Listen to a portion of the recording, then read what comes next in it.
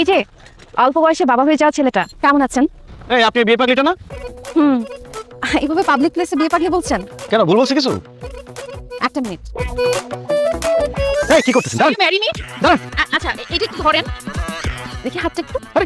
এই যে হয়ে গেছে। আসলে না আমি বিয়ে পাগলি না, পরিস্থিতির শিকার আমি। আমার ফ্রেন্ড সার্কেল সবাই বিয়ে করে ফেলছে, সবার বাচ্চা কাচ্চা আছে, কিন্তু আমার বিয়েটা হচ্ছে না। অনেকে আমাকে দেখতে আসছিল, তখন আমি সবাইকে রিজেক্ট করছি, এখন আমি রিজেক্ট খাচ্ছি, আমার বিয়ে হচ্ছে না। আমি আপনাকে বিয়ে করতে চাই, দেড়মোহর বেশি লাগবে না, মাত্র 10 টাকা দিলেই হবে।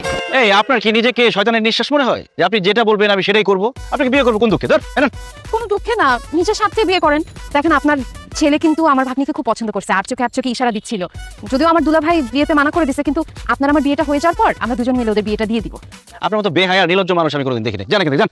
আমাকে বেহায়া নির্লজ্জ বলতেছেন? আমি কি দেখতে খারাপ? হ্যাঁ, আপনি নিজে কি, আপনার এত বড় একটা ছেলে আছে, আমি যে আপনার বিয়ে করতে রাজি হয়েছি, এটা আপনার সাত কপালের ভাগ্য। আপনি ওর আসেন, চাপ দেন, আমার আন্টি দিয়ে যান। দিছি আন্টি।